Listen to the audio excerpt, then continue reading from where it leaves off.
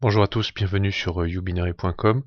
Je vous propose une vidéo consacrée à une stratégie de trading qu'on va plutôt utiliser dans une optique de day trading, c'est-à-dire une optique court terme, mais on peut également l'appliquer pour du swing trading.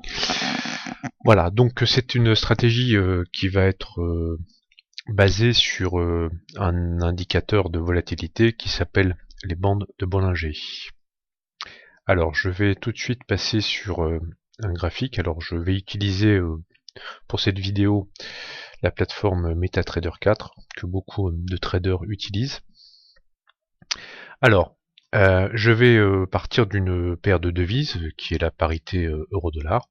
Donc on est aujourd'hui le 19 décembre 2012 et il est à peu près 13 heures. Donc voilà, donc je suis donc actuellement sur un graphique en journalier, ce qui signifie que chaque bougie correspond à une journée de cotation. On a donc un historique de cours relativement important, puisque on le voit, on a un historique de cours qui date ici sur ce graphique, donc depuis la fin du mois de juin, début juillet.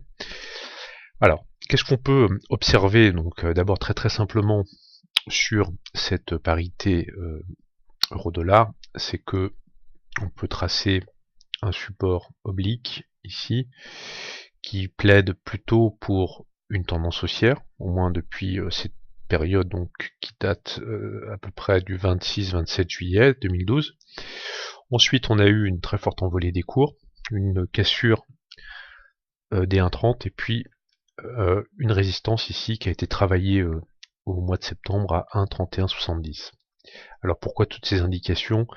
Parce que vous allez voir que cette stratégie qui utilise les bandes de Bollinger doit aussi utiliser des indicateurs de tendance comme les supports et les résistances obliques et aussi les supports et les résistances horizontaux. Donc il faut d'abord faire un petit état des lieux sur un graphique en journalier, voire en hebdomadaire, afin d'avoir un minimum d'historique de cours. Donc là on voit très bien ici donc depuis la fin du mois de juin la formation d'un triangle ascendant.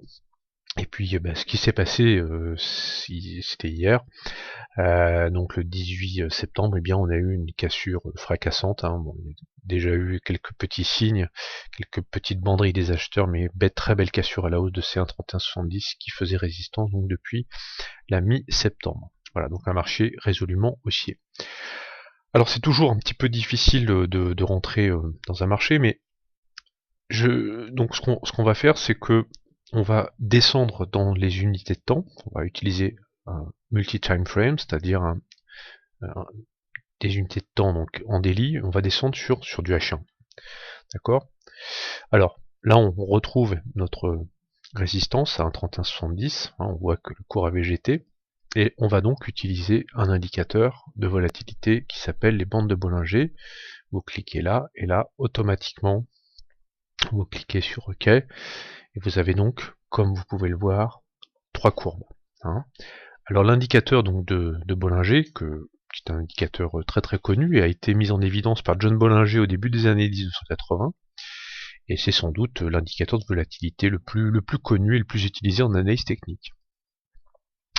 Alors il va nous permettre d'évaluer deux choses, d'abord la volatilité d'un actif, et puis surtout de spécifier l'état du marché. Est-ce que ce marché est en tendance, ici, comme pour l'euro-dollar, ou au contraire, est-il en phase de trading range, c'est-à-dire de consolidation à plat? C'est ce que nous allons voir tout de suite, et c'est ce que nous allons analyser ici avec la parité euro-dollar. Ensuite, alors comment se constitue cet indicateur? Alors on a d'abord une moyenne mobile, ici, que vous voyez en vert, qui est une moyenne mobile simple, à 20 périodes, voilà, qui accompagne assez efficacement, on voit ici les cours. On a ensuite deux écarts types, qui sont les deux bandes qui sont au-dessus et l'autre au-dessous. Donc il y a la bande haute, qui est un premier écart type.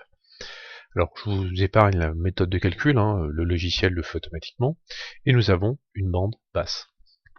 On verra que cette bande haute peut servir et sert essentiellement de résistance, et que la bande basse sert de support, de support dynamique, dans la mesure où elle évolue, où ces écarts types évoluent donc avec l'état du marché. Alors, on va distinguer quatre phases dans les bandes de Bollinger.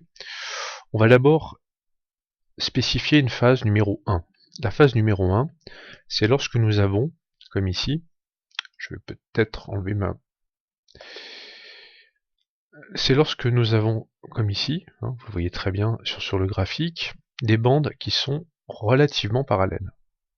On voit ici que la borne basse et que la borne haute évoluent.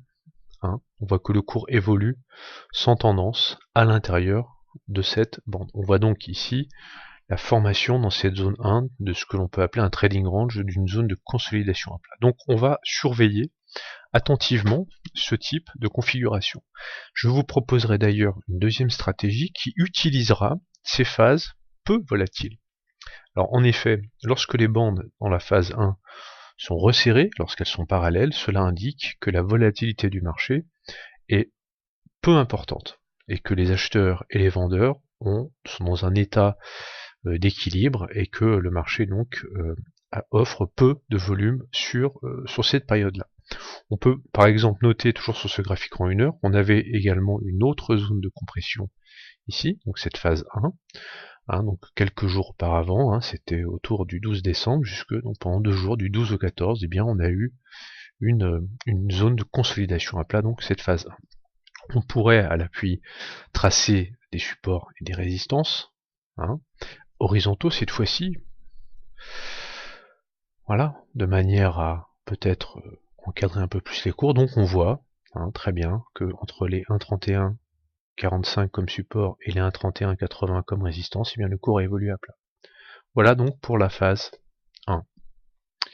Ensuite, les bandes de Bollinger, nous ce qu'on va surveiller, la stratégie que je vous propose, c'est de trader les accélérations du marché, les accélérations de la volatilité. En effet, très difficile de savoir, notamment sur cette zone de résistance autour des 1,31,70, dans quel sens va partir le marché.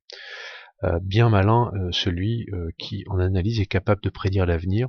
L'avenir, ce sont toujours les probabilités, nous avons toujours une chance sur deux d'avoir une cassure à la hausse ou une chance sur deux d'avoir au contraire un retour vers le bas. Ici, nous avons eu clairement une accélération, une cassure à la hausse.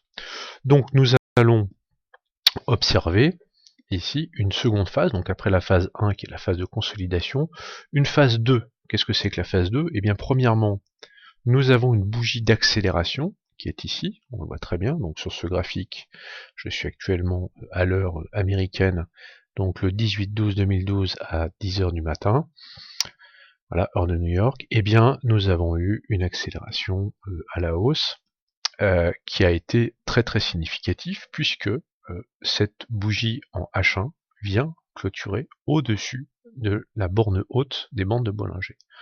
Donc ça c'est le premier indicateur. Premier indicateur qui va nous faire rentrer à l'achat. Alors vous pouvez d'ailleurs, si vous le souhaitez, travailler sur des unités de temps un tout petit peu plus courtes pour rentrer un peu plus tôt. Hein. Donc là on retrouve notre range. Et on voit très bien ici, sur cette bougie en 30 minutes également, que nous avons clôturé au-dessus. On voit bien ici la phase 1, en 30 minutes, on la voit peut-être même beaucoup mieux. Donc là l'idée c'est de jongler entre H1, 30 minutes, voire 15 minutes. Voire du 15 minutes, même si sur 15 minutes ça sera peut-être un petit peu court, mais on voit ici que le 30 minutes nous donne vraiment une très très belle configuration technique, hein, une très belle phase 1. Hein, donc de consolidation à plat, et puis une magnifique ici sortie, hein, voilà, donc qui nous donne un signal, un premier signal d'achat. On attend que cette bougie en 30 minutes ou en H1 clôture au-dessus de la borne haute. La phase 2 au niveau des bandes de Bollinger maintenant, c'est que les bandes ne sont plus parallèles, il va y avoir ce que l'on appelle une divergence des bandes, c'est-à-dire que la borne haute va partir en haut, va partir plein nord, et ensuite la borne basse eh bien, va partir plein sud, va partir vers le bas. Donc, vous voyez, c'est tout à fait intéressant. On voit que cet écartement des bandes implique, je le répète, une augmentation de la volatilité. Et là, nous allons nous placer à l'achat. Ici, par exemple, sur du 30 minutes, à la clôture, sur les 1,32,11, 1,32,10. Voilà. Alors, bien sûr, on va ensuite se demander, mais à quel moment sortir? Eh bien, on voit très bien ici la formation d'une sorte de grosse bulle, hein. Nous aurons donc après la phase 2, qui est la divergence des bandes, on va attendre une première convergence. Alors dans la mesure où ici nous sommes dans une tendance qui part à la hausse, on va prendre la borne basse, donc pour la phase 3, ici convergence de cette première bande, c'est-à-dire que la bande revient dans le sens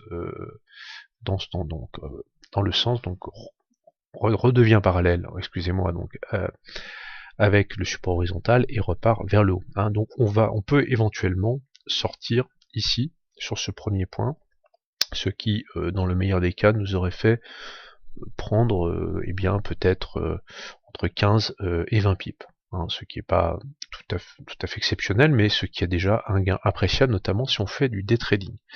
La deuxième possibilité, c'est donc d'attendre la convergence, ici on est toujours en phase 3, donc de la borne haute, hein, et à ce moment-là, on sortira un tout petit peu plus tard. Voilà. Donc, ensuite, qu'est-ce qu'on a? Eh bien, après cette phase 3, c'est-à-dire la phase de convergence, on a ensuite un retour, une baisse de la volatilité qui est tout à fait notable ici, hein, et donc nous avons ici la fin du cycle. On voit qu'il y a eu ensuite une nouvelle accélération à la hausse, et que la tendance haussière semble très bien partie. Alors peut-être que en H1, pour le coup, on voit bien ici que les bandes eh bien, vont évoluer, continuent d'évoluer vers le haut, hein, donc on voit clairement qu'on est parti dans une tendance haussière.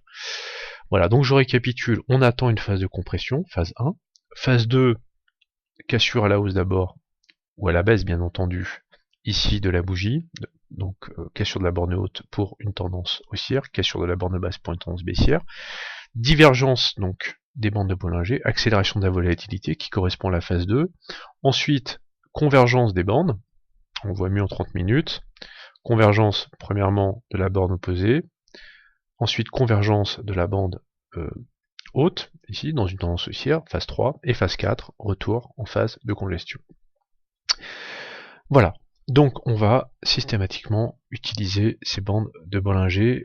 Je le répète, c'est vraiment, ça nous permet d'attendre, donc on repère ces phases de congestion, et surtout on va partir dans le sens du marché. Ça c'est très important. Il faut que le marché ait de la force, il faut qu'il y ait du volume.